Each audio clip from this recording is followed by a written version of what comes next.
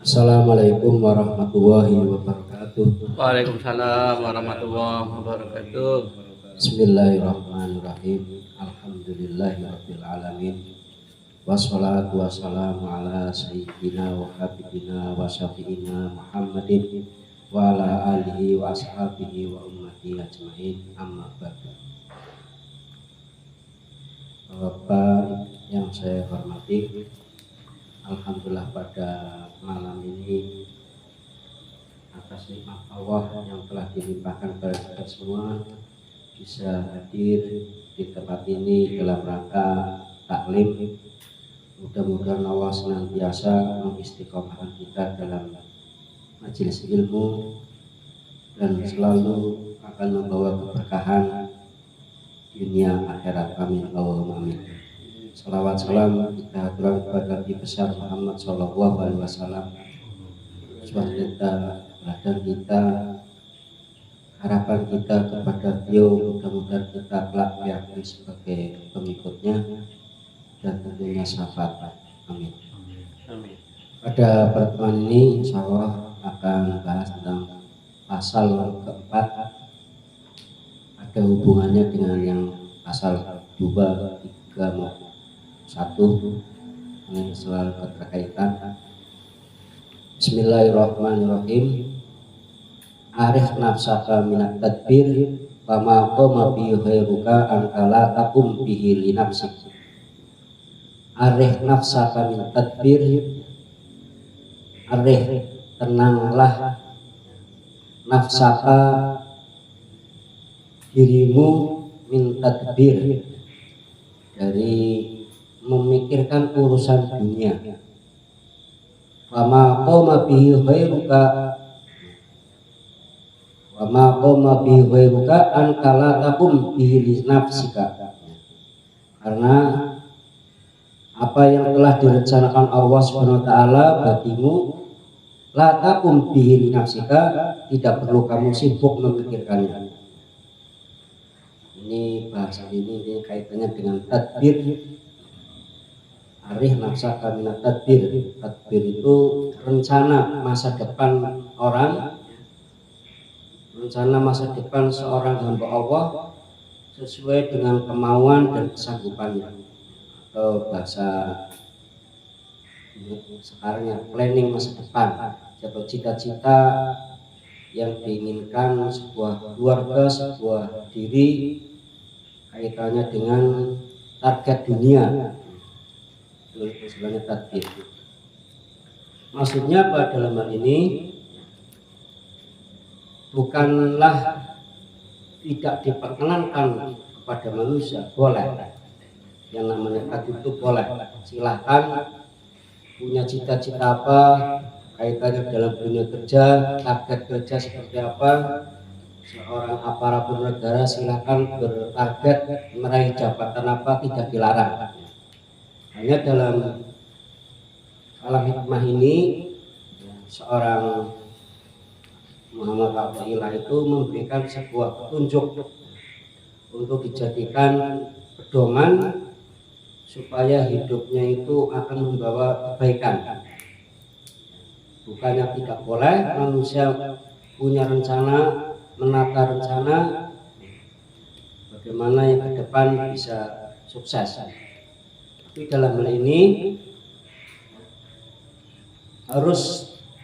manusia harus memahami bahwasanya semua itu yang berlaku dalam hidup ini telah diatur oleh Allah Subhanahu wa taala atas siapapun. Maksudnya apa? Biar apa itu tujuannya? Biar tidak menggunakan segala cara, biar tidak menjadikan frustasi, biar tidak menjadikan sebuah tindakan-tindakan yang bisa merugikan orang lain. Ini maksudnya itu. Bagi orang yang beriman boleh-boleh saja punya cita-cita apapun ya, kaitannya kecapean hidup di dunia ini, tetapi harus beriman bahwa urusan manusia itu sudah ditetapkan oleh Allah, walaupun kita belum tahu, dan itu harus diimani. Maka dari hal itu ya, Ini hakikatnya adalah ya, sebagaimana diterangkan oleh gurunya, yaitu pendiri Thariqah Az-Zazaliyah Syekh Abu Hasan Az-Zazali. Apabila kalian harus mengatur dirimu, maka lebih baik aturlah agar kalian tidak mengatur Allah. Sebab kadang karena keseriusan yang luar biasa ingin tercapainya keinginan, kadang kalau tidak tercapai akan kadang melebar, yang jadi urusannya sendiri juga dikaitkan dengan urusan Allah. Apa? Ya Allah mengapa? Ya Allah mengapa? Ya gitu. Ya Allah mengapa ini terjadi pada diriku? Mengapa tidak terjadi pada orang lain? Ini seolah-olah kita ya, mengatur Allah, bahwa Allah harus sesuai dengan keinginan diri kita. Padahal Allah di sana tadi telah menetapkan segala urusan manusia, baik rezekinya, baik ya semua rezeki ya. Maksudnya baik rezeki berupa jabatan, rezeki kesehatan, rezeki lain-lain. Hakikatnya telah diatur oleh Allah. Maka bagi orang yang beriman, kaitannya tadbir ini, ya, keinginan yang besar urusan dunia, bagi orang yang beriman apa? Percayakan sama Allah. Percayakan sama Allah. Tapi untuk bisa yakin ya, Allah itu akan memberikan pertolongan kepada kita. Nah, tentunya di sini ada syarat-syarat. Ya. Bagaimana walaupun ya ini sebelum sampai itu, walaupun pada hakikatnya Allah akan memberikan baik kepada orang yang tidak beriman maupun tidak beriman, kaitannya rezeki, kaitannya jabatan, Allah telah menetapkan. Tapi bagi orang yang beriman, maksudnya apa? Supaya takdir ini ya, cita-cita yang sudah direncanakan, dimatangkan, supaya tidak terjadi sesuatu yang melebar membawa kesyirikan, melebar membawa kerusakan iman ya. Bagi orang beriman harus tentunya yakin bahwa Allah ya, akan menetapkan apa yang menjadi hak kita, tidak akan kemana-mana kalau hak kita. Bagaimana pertemuan kemarin apa intinya kemarin? Saya lupa. Kemarin intinya apapun yang kita usahakan, walaupun kaitannya perkara ibadah, kalau Allah belum menentukan ya tidak akan tercapai. Walaupun doa kita dilakukan setiap hari, kalau Allah memang membatasi sampai segitu, ya tidak akan menggoyahkan takdir Allah. Itu pertemuan kemarin. Intinya pertemuan kemarin, takdir Allah tidak mampu digoyah oleh kekuatan spiritual kita. Jadi maksudnya kalau memang itu milik kita, apalagi dengan ikhtiar yang maksimal, maka otomatis sangat terjadi. Itu mafhumnya dari bahwa takdir Allah tidak bisa digoyah dengan ikhtiar ibadah yang luar biasa. Tapi mafhumnya sebaliknya, sangat mudah sekali diikhtiari dengan peningkatan amal ibadah, maka tercapai dengan mudah. Itu maksudnya seperti itu, bukan berarti tidak bisa. Nah, kaitannya dalam hal ini, orang yang beriman itu hendaknya apa? Tawakal dan selalu memberikan hak-hak Allah ya, dengan istiqomah. Maka akan terjadi apa yang menjadi keinginan kita, harapan kita yang telah direncanakan, baik nanti Allah mewujudkan atau tidak mewujudkan ya, itu akan menjadi sebuah apa? Sebuah ujian. Sehingga yang terjadi apa? Nah, dikala keinginannya tercapai, dia akan bahagia bukan karena dilihat dari untung. Untung apa? Apa yang direncanakan dapat terwujud. Tapi kesyukurannya itu bukan karena untung, bukan. Tapi karena apa? Nanti udah. Sebaliknya juga, apabila keharapan atau cita-cita yang dirancang sudah sedemikian rupa kok tidak dapat terwujud, dia pun tidak akan merasa kecewa itu. Karena apa? syukur atau tidak syukur bukan dihubungkan dengan keuntungan, atau maksudnya apa? Bukan dihubungkan dengan keberhasilan yang Allah berikan. Tetapi bagi orang yang beriman, ya, atau orang yang arif, yang marifat kepada Allah, seandainya beruntung pun itu bukan karena sesuatu ditinjau dari itu menguntungkan. Tetapi apa? Untung tidak untung dilihat sebagai sebuah ujian yang harus diterima dengan lapang dada. Ya, sehingga apa yang terjadi? Orang-orang yang arif, orang-orang yang bijaksana, orang yang marifat kepada Allah, tidak ada istilah kecewa. Semua apa? Baik yang diberikan itu berupa keuntungan atau sebaliknya itu hakikatnya adalah nikmat Allah. Mengapa dikatakan nikmat Allah? Karena itu sebuah perhatian atau ujian dari Allah. Sebagaimana dalam surat Al-Baqarah, wala nabluwannakum bisyai'in minal khawf wal ju' wa naqsi minal amwal wasamarati wa basiris sabirin. Itu sabirin. Maksud mengapa harus sabar? Ya. Ayat ini tadi ayat ini sabirin. Karena apa?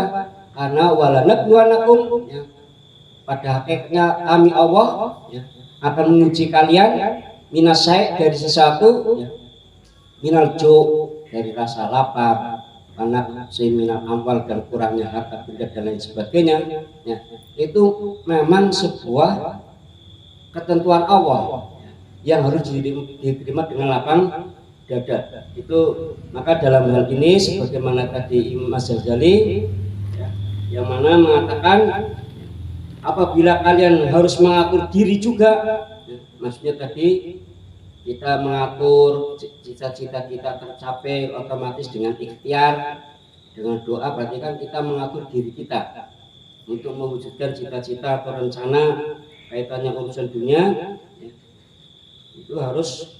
Tapi yang lebih penting lagi adalah maka lebih baik aturlah agar kalian tidak mengatur Allah. Maksudnya jangan mengapa begini ya Allah, mengapa ya begini ya Allah, seolah-olah Allah tidak tahu, tidak paham dan lain sebagainya. Jangan sampai mengatur Allah, cukup mengatur diri sendirilah kalau memang tidak yakin sama Allah. Maksudnya apa? Memberi kesempatan, Allah memberi kesempatan kepada manusia, ya, agar menggunakan insting. Insting itu apa? Hati, ya, dari dalam. Kalau insting ya perasaan hati, ya, otomatis. Maksud dari hal ini, pada hakikatnya Allah itu telah memberikan, ya, potensi kepada manusia. Apa yang harus dirancang itu biar tidak pleset atau yang lain, aturlah dirimu sendiri melalui apa? Instingnya, ya. Maka kalau orang-orang tentu istilahnya apa ya? Kalau ya istilah waskita atau tahu sesuatu yang belum dikerjakan. Tapi kalau kita adalah insting. Insting adalah sebuah petunjuk dari Allah Subhanahu wa taala. Nah, ini maka kalau memang tidak mampu meyakinkan diri bahwa Allah adil, ya setidaknya atur diri dengan sendiri melalui akal dan insting yang dimiliki kita. Nah, dalam hal itu Allah juga tegaskan kaitannya penguatan, bagaimana kita merancang sebuah cita-cita kaitan urusan dunia dan tentunya juga urusan akhirat. Maka Allah telah mengajarkan dalam hadis, ya, hadisnya ini hadis qudsi, wa may yatawakkal 'ala Allah fa huwa hasbuh inna Allaha balighu amri qad ja'alahu li kulli syai'in qadran. Wa may yatawakkal, barang siapa yang tawakal, yang tawakal ini maksudnya apa? Yakin, pasrah, Allah sedang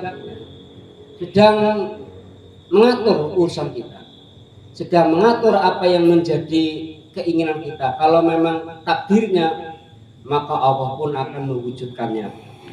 Maka orang muslim, ya, sudah apa yang kita rencanakan, apa yang kita ikhtiarkan, ya kita kembalikan kepada Allah, karena semua itu milik Allah. Baik kaitannya dengan rezeki, harta hakikatnya milik Allah. ilmu yang kita cari hakikatnya juga milik Allah. Maka wa may yatawakkal 'ala Allah fa huwa hasbuh. Maka Allah hasbuh akan memenuhinya.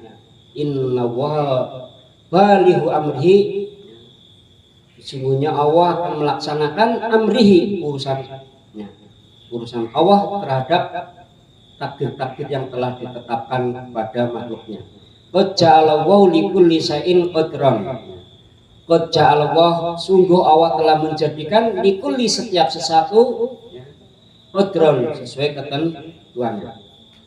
Nah, dalam hadis itu tadi surat At-Tolak, dalam hadis law annakum tawakkaltum 'ala wa haqqa tawakkulihi la razaqnakum kama yarzuqut thayran tahdu himasan fataruhu hitana.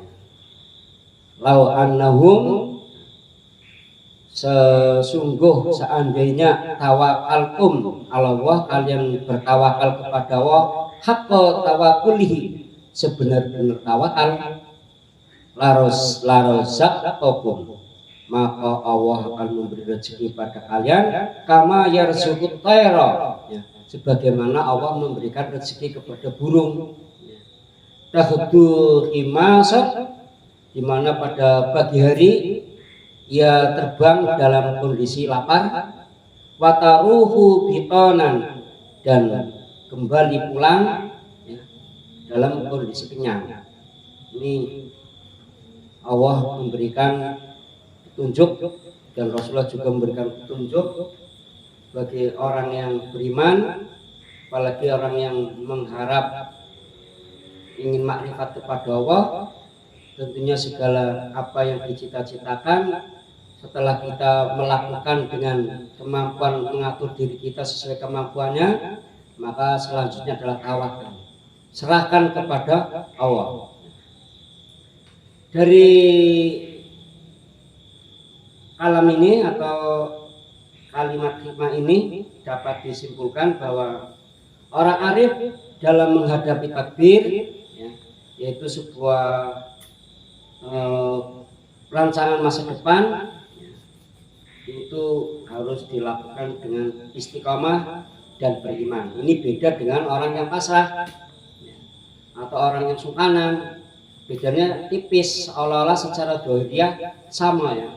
Tapi orang yang beriman, orang yang marifat, itu ada rasa yakin bahwa rencana ini Allah akan ikut serta, mengurusi. Maka tunggulah dengan penuh keyakinan yang sangat kuat. Maka dalam sebuah tafsir Bismillah, Ibnu Katsir mengatakan kullu dimalin bismillah, setiap perkara penting dengan sebutan basmalah, maka di situ Allah menjadi Allah ikut serta di dalamnya. Segala apa yang dilakukan manusia dikala diawali dengan basmalah. Ini yang membedakan antara orang yang bertawakal dengan orang yang malas. Kalau malas kan karena malas, tidak ada didasari keyakinan dari Allah. Tentunya di sini diawali dengan ikhtiar terlebih dahulu. Baru setelah istiqomah ditunggu-tunggu kok tidak ada. Ini pun dalam hal ini orang makrifat atau orang yang beriman boleh melakukan ikhtiar baru istilahnya. Untuk apa? Untuk menemukan ketetapan Allah yang baru terhadap diri kita. Maka di sini ada ikhtiar yang kemarin kita diskusikan ya. Ini maksudnya apa? Barangkali itu memang satu petunjuk dari Allah Subhanahu wa taala. Apa yang kita rencanakan, apa yang kita cita-citakan dengan masa depan kita mungkin tidak cocok. Maka kita harus ada ikhtiar. Barangkali Allah menetapkan perkara yang baru, maka ikhtiar harus boleh berubah. Ini maksud dari takdir yang kaitannya tadi, Fama qawma bi khairuka antala taqum bi li nafsi. Yang kedua selanjutnya adalah ukuran bagi seorang arif dalam mewujudkan atau menemukan ketetapan Allah, dapat merasakan semua pemberian sebagai sebuah ujian. Ini orang arif supaya ini menjadikan sebuah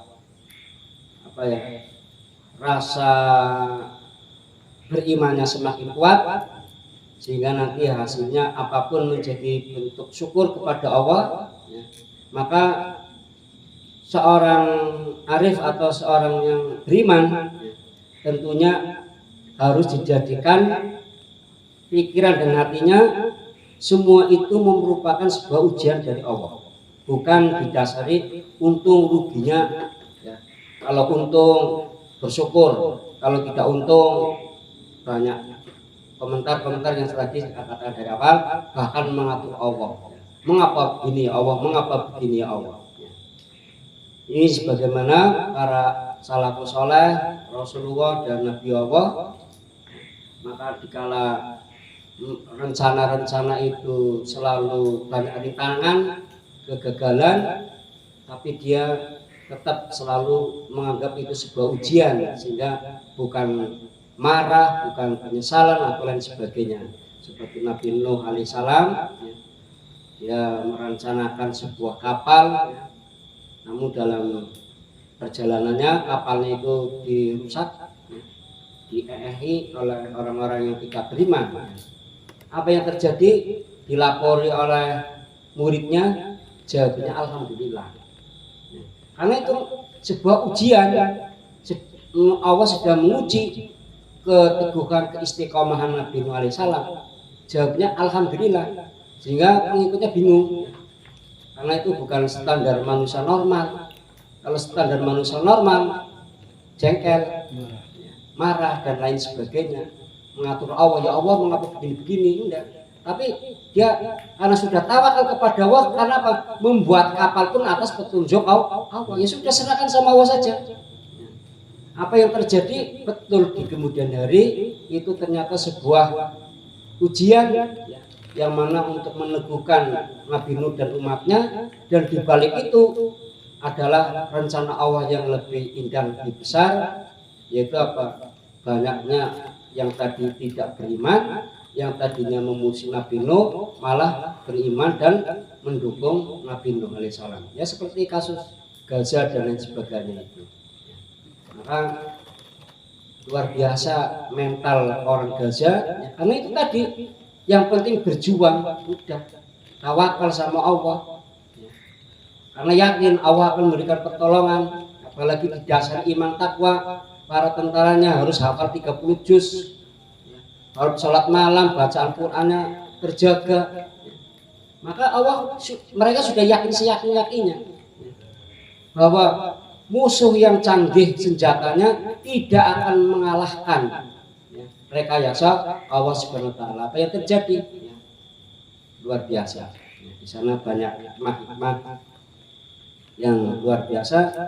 Nah, itu akan diperoleh khusus bagi orang yang betul-betul tawakal, dan tentunya tadi didasari ketaatan kepada Allah, sebagaimana surat At-Tolak, tapi At-Tolak ayat 3-nya, At-Tolak ayat 2. Wa may yattaqillaha yaj'al lahu makhrajan.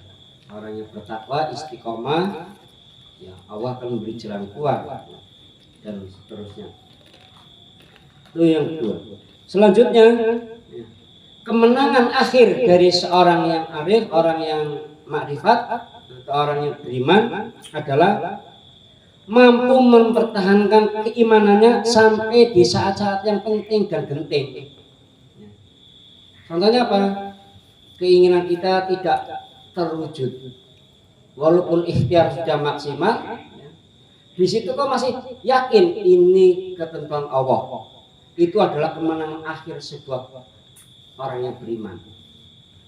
Masih banyak ya saudara-saudara kita, apalagi menjelang kampanye itu ya. Kalau waktu kampanye insya Allah ya imannya kuat sekali ya. Doa, istighosahan dan lain sebagainya biar cita-citanya terwujud. Namun begitu gagal, stres. Nah, Mengapa stres? Itu berarti kan kalah itu. Kalahnya double murokab. Kalah bersaing dengan manusia, kalah dengan ujian yang Allah berikan. Karena menganggap yang namanya rezeki itu adalah yang kaitannya dengan keuntungan. Padahal kegagalan hakikatnya juga rezeki. Ya, kalau dilihat dari kacamata orang yang marifat, gagal pun rezeki hakikatnya. Karena apa? Kegagalan, keuntungan adalah ketetapan Allah. Ya, ketetapan Allah, bukan karena ikhtiar manusia sebagaimana pasal yang kedua yang kemarin kita bahas. Ya. Maka itu kemenangan akhir dari orang mukmin adalah imannya, ketetapan yakin kepada Allah di saat yang penting. Dengan kemenangan seperti itu akan meninggikan dan kemajuan tingkat kerohani, tingkat keagamaan kepada Allah Subhanahu wa taala. Maka kalau sudah seperti ini, Allah nanti akan mengangkat derajat. Banyak contoh-contoh sebuah usaha manusia namun hasilnya tidak sesuai harapan, namun dengan tawakal kepada Allah yang luar biasa, justru di situ genting-gentingnya dia tetap yakin kepada Allah, ini semua kehendak Allah. Seperti Nabi Daniel ya, Bani Israel ya. Membangun rumah tangga luar biasa beratnya, istrinya gampangnya tidak mau mengikuti, cerewet yang luar biasa, tetapi di saat itu dia tetap ya, itu rezeki dari Allah dengan model istri yang seperti itu ya. Di saat genting bagi standar manusia adalah mencerai ya, tapi dia tetap bersyukur sama istrinya yang cerewet yang luar biasa itu. Akhirnya apa? Di saat genting itulah tingkat spiritual ya, seorang hamba itu sedang di puncak-puncaknya di hadapan Allah. Sehingga apa yang terjadi? Allah memuliakan dengan apa? Diberi mukjizat ya, di mana hewan buas malah melindungi dirinya. Ini banyak contoh-contoh seperti ini ya. Justru kemuliaan yang Allah berikan di saat-saat genting, dia tetap yakin bahwa semua adalah rekayasa Allah. Kalau sudah seperti ini, insya Allah bagi orang muslim nggak patut stres, ya, nggak bakal stres, hidupnya pasti nikmat selalu. Ya, ini hikmah dari arif nafsaka minat tadbir fama qoma bihi ghairuka an kala takum bihi li nafsika. Ini keempat, intinya itu bahwa tenangkan dirimu ya, intinya dalam memikirkan urusan dunia. Kita hanya ikhtiar sesuai dengan kemampuan, tidak perlu dengan segala cara, maka kelak ya, Allah lah yang akan mengatur atau merencanakan apa yang kita pikirkan. Maka nggak perlu terlalu sibuk memikirkan urusan dunia, tetapi kalau tidak memikir juga keliru ya. Ini intinya keseimbangan dalam Islam sesuai dengan Quran maupun hadis dan perilaku Rasulullah SAW sendiri. Itu yang bisa saya sampaikan pada malam ini kaitannya materi keempat. Mungkin ada yang bertanya, monggo silakan.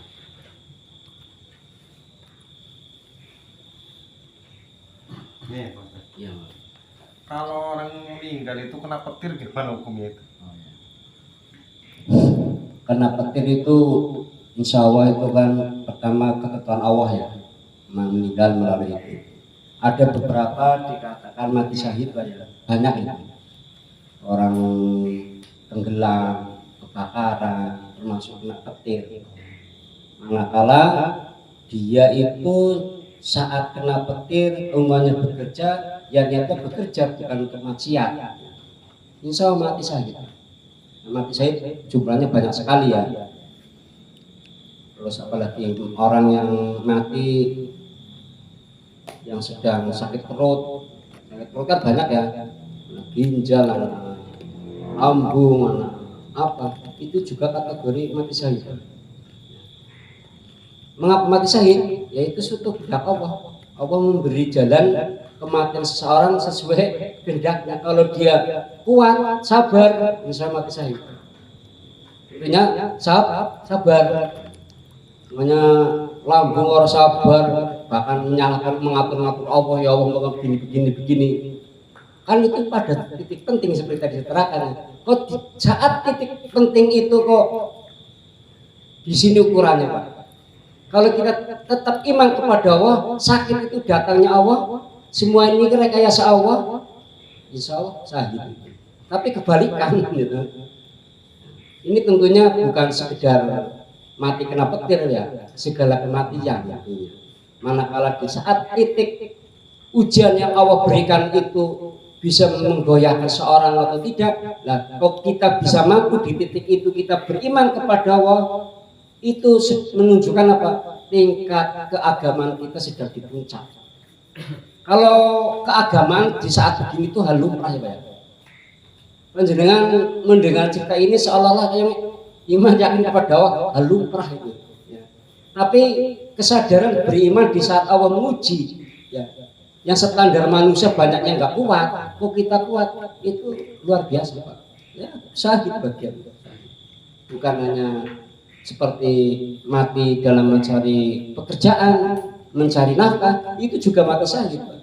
Kalau tentunya manakala kita di saat itu tujuannya untuk apa, caranya bagaimana. Maka seperti yang tadi katakan, kulu dimalin bismillahirrahmanirrahim. Segala perkara penting kita baca bismillah. Kalau tidak, tidak tersambung kepada siapa? Kepada Allah. Maka doa-doa itu sebuah petunjuk bagaimana hidup kita itu. Pertama, supaya Allah ikut andil dalam urusan kita. Yang kedua apa? Supaya di saat-saat genting itu waktu kita mengakhiri hidup kita, berarti apa? Dalam kondisi iman. Itu banyak, bukan sekedar petir, mengganti duit, kerja untuk anak istri pun, ya. Kalau niatnya mencari nafkah untuk anak istri karena anak istri titipan Allah, itu pun kategori syahid. Tenggelam termasuk kebakaran, itu golongan mati syahid. Ya, masih. Loh. Ya, Bu. Ya. Tentang penyakit ain Pak, bahwa Nabi SAW bersabda ain itu benar-benar ada. Seandainya ada sesuatu yang bisa mendahului takdir, maka ainlah yang bisa. Hadis riwayat Muslim. Ainnya apa ain? Pandangan mata. Oh, pandangan mata. Bahkan seorang itu biasanya terkena sihir, terkena ainnya itu Pak. Oh, maksudnya ulang tadi saya kecepatan ngomongnya. Nabi SAW bersabda bahwa ain itu benar-benar ada. Seandainya ada sesuatu yang bisa mendahului takdir, maka ainlah yang bisa. Hadis riwayat Muslim. Itu maksudnya gimana Pak? Mendahului takdir. Iya. Oh, bahasanya penyakit santet, penyakit apa? Iya. Saya belum mengkaji secara dalam hadis itu, tapi hakikatnya ya Pak ya. Sebagaimana bahasan-bahasan tadi, semua bulu nafsu dha'iqatul maut, semua manusia akan mati. Tapi siapa yang mematikan? Kalau Allah belum menakdirkan, ya tidak akan tergeser, tidak akan terkurangi, tidak apa. Ya maksudnya apa? Semua ada takdir, ada ketetapan Allah. Hanya ini ya, hanya manusia itu memilih cara menuju ke ketetapan Allah itu. Allah manusia diberi apa namanya, memilih bagaimana caranya, seperti itu penyakit ain ya, bahasa santet maksudnya gitu. Nah, bagaimana supaya itu meyakini nanti caranya cara yang istiqomah, ya kita yakin ini datangnya dari Allah. Kalau Allah tidak menghendaki, apapun sihir itu tidak akan tembus. Hanya cara Allah lah, ya. menuju ketetapan Allah yaitu kematian melalui cara itu. Maka dalam hal kaitannya ruqyah itu ya, bukannya ingin mendahului takdir atau bukan, tetapi apa? Kan dalam satu hadis, barang siapa yang meruqyah diri atau ruqyah biasanya ngobati ya, seolah-olah tidak yakin dengan obat ini maka akan sembuh. Apa efeknya dalam hadis? Tidak masuk surga tanpa hisab, gitu kan? Pernah mendengar itu kan? Itu kan menunjukkan bahwa kalau kita kena sihir atau penyakit itu tetap takdir Allah dengan cara apa? Kita tawakal kepada Allah, karena Allah lah yang akan menyembuhkan segala macam penyakit, baik penyakit melalui proses ya, orang nakal maupun proses alami, yaitu oleh Allah melalui kekuasaan yang entah melalui angin yang masuk atau macam penyakit datang macam-macam, bentuknya macam-macam ya. Nah, itu sebenarnya saya belum pernah memahami hadis itu terus terang ya, mungkin saya bisa keliru ya. Tapi hakikatnya takdir Allah lah, segala sesuatu itu takdir Allah. Orang mau bunuh diri, kalau Allah belum menakdirkan mati ya tidak akan mati. Orang kena kesihir orang, kalau Allah belum menakdirkan mati ya tidak akan mati. Ya. Itu secara umum pemahaman takdir atau ketetapan ya seperti itu.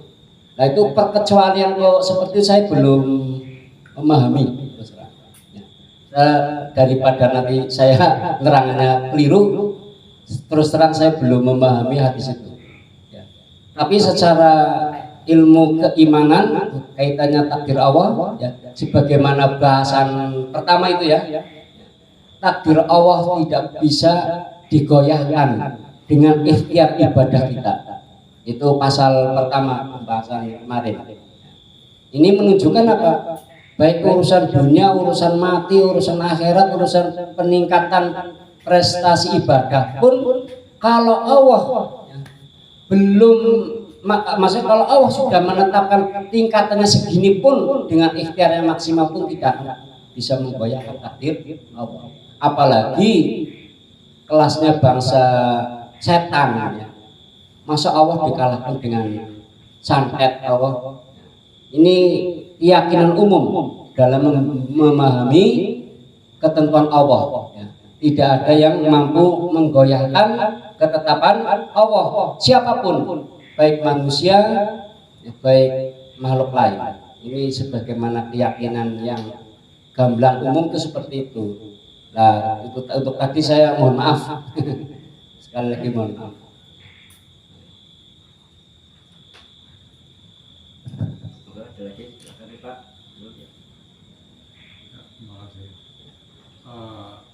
Intinya kita kan berarti harus pandai sabar dan bersyukur ya Pak. Iya.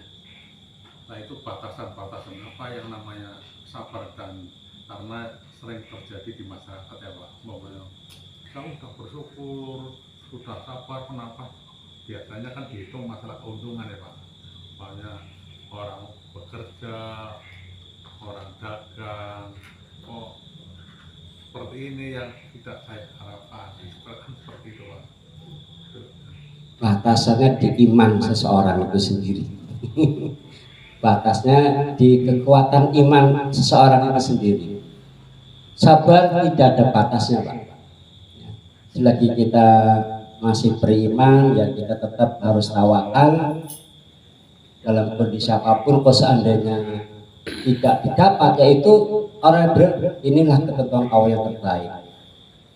Berarti untuk menentukan batas sabar ya keiman kita. Kalau kita tak percaya kepada ketentuan Allah adalah baik hakikatnya ya. Sebagaimana tadi bukan didasari untung rugi, tapi didasari sebuah ujian ya. Nah, kalau kita ukurannya ujian ya nggak ada batasnya. Kalau kaitannya dengan rezeki ya seperti itu, kaitannya dengan sabar dengan musuh. Kalau kita bisa melawan ya kita lawan, bukan malah sabar dalam arti pasrah. Itu seperti tadi, bagi orang yang beriman, iman kepada takdir Allah tidak ada batasannya. Nah, ini berarti kaitannya dengan tingkatan keimanan. Kalau tingkat orang beriman, ujian itu namanya. Ujian. Maka selalu jadi syukur dan sabar. Ini cerita Nabi Dawud dan Nabi siapa itu? Ayub ya, yang keluarganya habis, istrinya habis, pada pergi anaknya mati, dia penyakitnya yang luar biasa. Apa dia pernah mengeluh sama Allah? Mengapa Allah gini? Enggak pernah gitu. Berarti apa? Dia yakin Allah maha mengerti, maha mengatur. Nah, karena tawakal luar biasa di titik genting ya, di saat anaknya habis, istrinya nggak ada, dia tetap bersyukur kepada Allah dan beriman. Lah itu ujian terakhir itu menang ya, di saat genting itu, maka Allah mengembalikan seperti semula, sehat, punya istri lagi, punya anak lagi. Ini ukurannya iman Pak, yaitu sebuah ujian. Semakin kuat, ya. Maka di sini pentingnya ya pemahaman ini bagi masyarakat Muslim. Insya Allah kalau pemahaman seperti ini, tidak ada orang Muslim bunuh diri, nggak ada Muslim stres ya. Inilah makosid syariah dari pelajaran tasawuf, pelajaran keimanan. Makosid syariahnya yaitu tadi hakikatnya menjaga manusia dari kerusakan, baik kerusakan pikir maupun kerusakan hati dan kerusakan yang lain. Hakikatnya itu tadi ya, ada tawakal, ada sabar, ada mandiri seperti. Makosid syariahnya adalah menjaga manusia dari kerusakan. Insya Allah kondisi ekonomi apapun dalam hal seperti tadi saya terangkan, hakikatnya adalah tidak miskin. Mengapa orang mengatakan miskin? Karena iman. Kalau contoh pada zaman Nabi para tabi'in itu ya, kalau ukuran Ali bin Abi Thalib ukuran sekarang, tingkat imannya orang sekarang, orang miskin sekali. Apalagi Rasulullah nggak pernah tidur di kasur, pakainya apa itu? Anyaman. Tikar berarti ya Pak? Iya, aman, anyaman. Maka kalau tidur itu ngecap, Nang kasak. ngecap, nggak pakai kasur, apalagi AC ya. Tidurnya apa ya? Pakai karpet, pakai itu nyaman di bawah itu. Tapi baik berjanati gitu. Lah Ali bin Abi Thalib pernah ketahuan sekeluarga makan roti jamur, sampai sahabat berentes lapor ke Rasulullah. Setelah Rasulullah miliki apa? Justru sudah guru tertawa. Menangis, bukan menangis menyesali, bukan menangis terharu. Dalam kondisi ekonomi seperti itu kok tetap bahagia gitu. Karena apa? Imanlah yang membuat bahagia. Maka ini pentingnya pemahaman seperti kepada anak-anak kita. Sekarang kan bocah sekarang cemen-cemen ya. Kadang ditolak cewek saja bunuh diri ya. Sekolah tidak diterima, masya Allah. Kan banyak kasih gitu ya. Ujian tidak naik kelas, bunuh diri. Cemen. Nah, ini butuhnya ilmu seperti ini harus ada. Kalau kita secara ekonomi, kalau kita bandingkan zaman dulu, kita kaya raya. Tapi posisi kita saat ini, mungkin kita nggak merasa kaya raya Pak ya. Masih banyak yang kurang gitu. Itulah, nggak ada batasnya hakikatnya Pak. Ya. Batasnya adalah iman kita sampai seberapa jauh. Itu contoh-contoh itu banyak sekali dalam Rasulullah diembargo selama 3 tahun di Baitul Aqobah itu kan, sampai nggak makan, sampai perutnya ditangsel pakai apa? Pakai batu ya, dan lain sebagainya. Di Taif ya, di kerutuk nanti gampangnya keluar darah, tapi dia sabar dan lain sebagainya. Itu Pak Biswo ya, tidak ada batasnya, batasnya keimanan seseorang yang membatasi itu.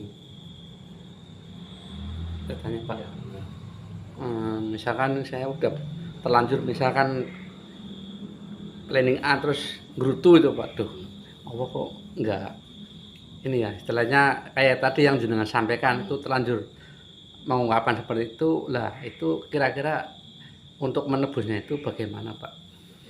Istighfar. Istighfar aja. Ya, selesai. Istighfar. Istighfar kan itu menunjukkan bahwa kita lemah, ya.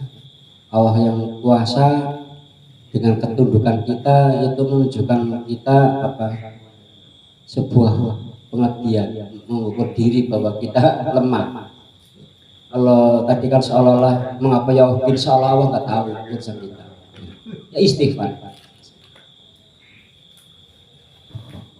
Makanya amalan-amalan para ulama, para kiai kaitannya ada hajat gitu ya, kan selalu diawali dengan banyak istighfar.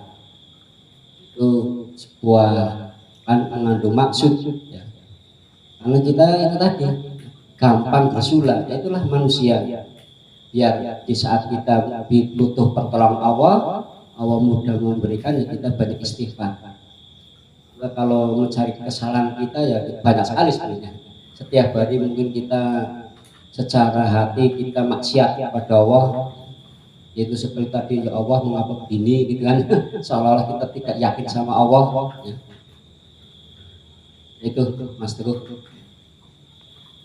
Semoga sambil dinikmati keadaannya.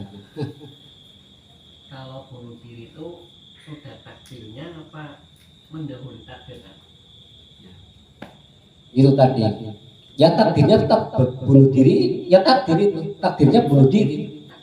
Iya. Tapi memang ketentuan Allah. Enggak, di sini kan dalam kebaikan ditetapkan awal, tapi kalau yang jelas itu karena pilihan manusia. Lama yu'min dalam itu barang siapa beriman, bukan yang kufur. Itu Allah memberikan petunjuk. Itu kan sebuah pilihan. Maka matinya akhir itu adalah takdir. Ya. Takdir kan akhir. Sebuah ketentuan akhir namanya takdir, tapi sebuah proses ilmu takdir adalah pilihan manusia. Contoh orang bunuh diri, ya. Kalau takdirnya belum mati, ya banyak gagal bunuh dirinya kan.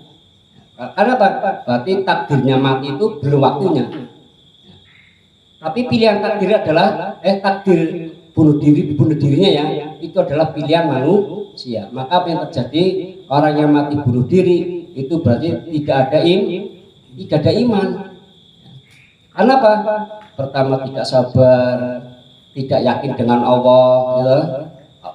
Takdir kan orang yang frustasi, seolah-olah sudah mati semua, tidak ada Allah, tidak ada lain sebagainya.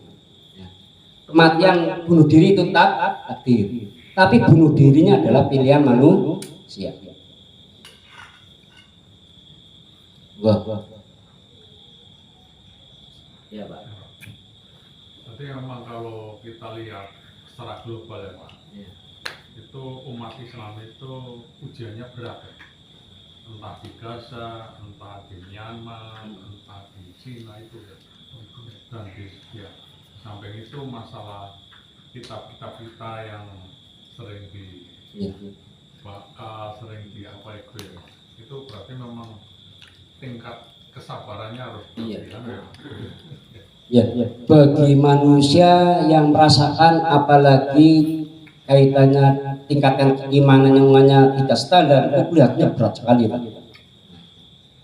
Kelihatannya berat sekali, tapi bagi Allah ya, itu bukan suatu yang berat.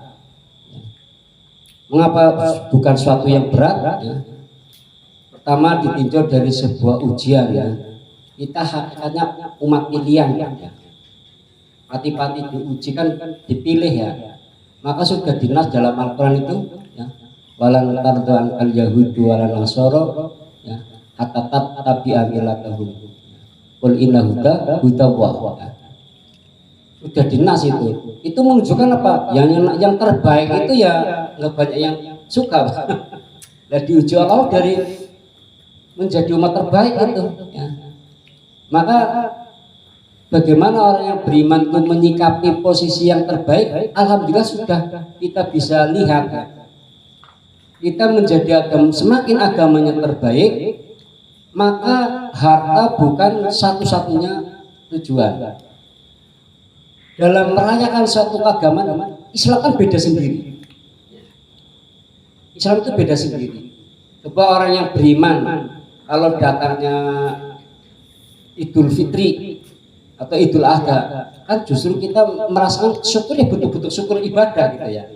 Tapi kalau agama lain kan ya, syukurnya kadang malah justru menyimpang agama. Nah, ini sebuah kemuliaan sebenarnya bagi umat Islam menjadi umat pilihan, tapi di dalamnya plus banyak ujiannya. Ya seperti Rasulullah itu kan ujiannya paling berat ya karena nabi-nabi yang lain gitu ya. Maka menyikapi ini dikala Rasulullah dihina, disiksa atau diapakan, bukannya berdoa kepada Allah untuk melenyapkan musuh-musuhnya. Ini keunggulan Rasul sebagai teladan umatnya. Beda dengan nabi-nabi yang lain, kan berdoa, ya Allah berilah azab mereka. Rasulullah nggak pernah berdoa seperti itu. Ya, maka di saat dia perang itu Uhud apa ya, yang mulutnya berdarah, Rasulullah selalu menjaga tetesan darah itu jangan sampai nebus ke tanah. Sebab kalau ke tanah, nah ini nanti gunung dan lain sebagainya akan memberikan azab karena tidak rela Nabi Allah dapat rasa sakit yang seperti itu. Nah, maka mengapa ya Rasul, para sahabat, ya, kamu tidak tahu apa yang saya dengar? Maksudnya apa? Gunung-gunung pada mau minta apa ya Rasul, pertolongan ya.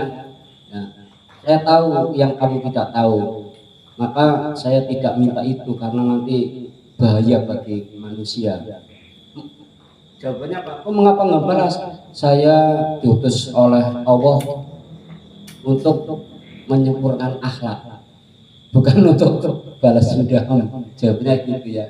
Itulah salah satu ujian ya. Kalau hakikat itu memahami sebuah ujian, bersyukurlah yang selalu diuji. Rasa sakit yang selalu sakit itu dalam hadis kan banyak faedahnya. Rasa sakit, gelebak-gelebek itu hakikatnya kalau sabar seperti berzikir kepada Allah, la ilaha illallah. Bayangkan rasa capek, lelang kiri, capek kanan, capek, itu nilainya seperti zikir la ilaha illallah. Apa manusia sabar selalu bukan dosa.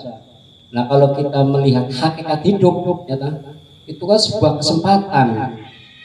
Ujian sebuah kesempatan mengukurkan dosa, meningkatkan derajat di hadapan Allah karena yang uji Allah. Itu ya Pak. Memang kalau dilihat orang Muslim di mana-mana selalu menjadi musuh. Muslim mayoritas pun yang minoritas waninor karuan gitu. Tapi kalau minoritas di mana selalu jadi korban. Ya itu ya. Karena Islam tidak mengajari seperti mereka ya, kalau mereka kan ya selalu seperti itu, menganggap Islam hina, Islam lain sebagainya. Kita tidak pernah menghinakan agama yang lain. Itu Pak, terima kasih Pak Biswa ya.